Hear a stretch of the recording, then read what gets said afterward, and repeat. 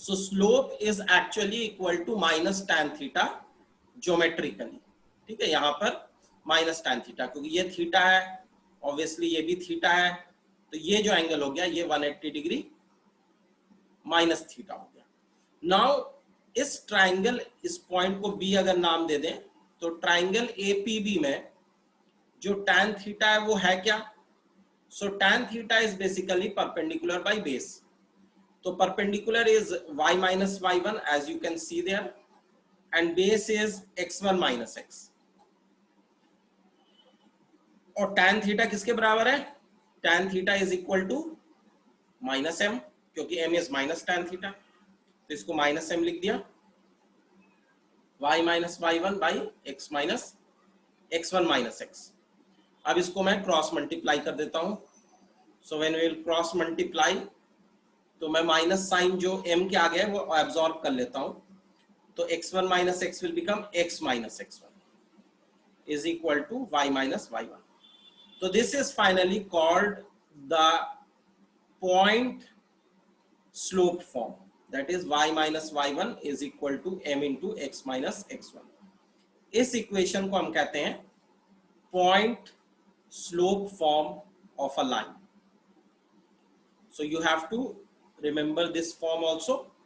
पिछले वाले में और इसमें बहुत ज्यादा फर्क नहीं था। पिछले वाले में इफ यू रिमेम्बर, ये जो a पॉइंट था उसकी जगह हमने क्या लिया था? 0,c। तो अगर x1 की जगह 0 पुट कर देते हैं और y1 की जगह c पुट कर देते हैं तो ये इक्वेशन क्या बन जाएगी? y minus c is equal to m into x minus 0. So can we write that this is y is equal to mx plus c? पिछली वाली इक्वेशन मिल गई ना? तो पिछली वाली इक्वेशन और ये लगभग एक ही जैसी है, लेकिन इसको अलग फॉर्म में हम लोग याद रखते हैं। Third form is intercept form या 2 पॉइंट फॉर्म, हम लोग नेक्स्ट क्लास में करेंगे। याद दिला देना मुझे कि नेक्स्ट क्लास में 2 पॉइंट फॉर्म करना है। इंटरसेप्ट फॉर्म कर लेते हैं पहले, या आई थिंक इससे पहले 2 पॉइंट फॉर्म ही कर लेते हैं, क्योंकि इंटरसेप्ट फॉर्म 2 पॉइंट फॉर्म पे डिपेंड करता है। तो 2 पॉइंट फॉर्म पहले कर लेते हैं। तो इन 2 पॉइंट फॉर्म स्लोप नहीं गिवन होता है, slope is not given to us. 2 points given है लाइन के ऊपर, तो I have taken this line and थोड़ा सा टेढ़ा बन गया। एनीवेज ये एक्स एक्सिस है, ये वाई एक्सिस है, ये लाइन है।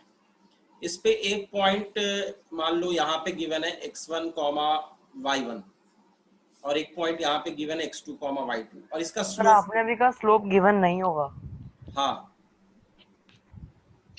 तो यहाँ तो स्लोप हमें गिवन है ना? स्लोप गिवन नहीं है, 2 पॉइंट्स गिवन है, point A x1, y1, point B x2, y2। और इन जनरल कोई भी पॉइंट x, y अगर उस लाइन पे लाई कर रहा है तो क्या इक्वेशन बनेगी? तो अगर इस लाइन का स्लोप नहीं गिवन है लेकिन पॉइंट A और पॉइंट B गिवन है, तो क्या तुम उससे इसका स्लोप निकाल सकते हो? Do you remember? Point slope form use करके। पॉइंट स्लोप फॉर्म यूज करके नहीं, definition of slope when 2 points are given क्या होता था? हाँ सर, वो होता था x2 minus x1 upon y2 minus y1। नहीं, y, अच्छा सॉरी, उल्टा होता था, उल्टा होता था, x नीचे होता था। तो अगर 2 पॉइंट गिवन होता है, as we studied in the previous class, difference of y coordinate divided by difference of x coordinate, ये स्लोप होता है। Govind has written it. तो तुम y1 minus y2 लिखो या y2 minus y1 लिखो, नीचे भी उसी के हिसाब से लिखना पड़ेगा। अगर y1 minus y2 ऊपर लिख रहे हो तो नीचे x1 minus x2, और अगर तुम ऊपर y2 minus y1 लिख रहे हो तो नीचे x2 minus x1 लिखना। That does not make much difference। तो ये स्लोप ऑफ द लाइन तुम निकाल सकते हो। जब एक बार स्लोप निकल गया तो मान लो A पॉइंट को गिवन पॉइंट मान के चलते हैं और P पॉइंट हमें पता करना है, और this is the slope.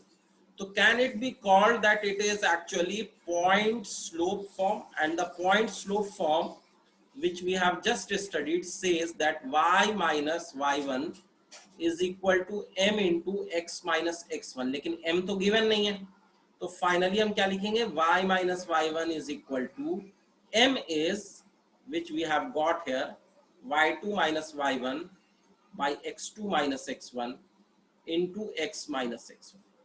So we will say this is actually the 2-point form of the equation of the line if 2 points are given to us.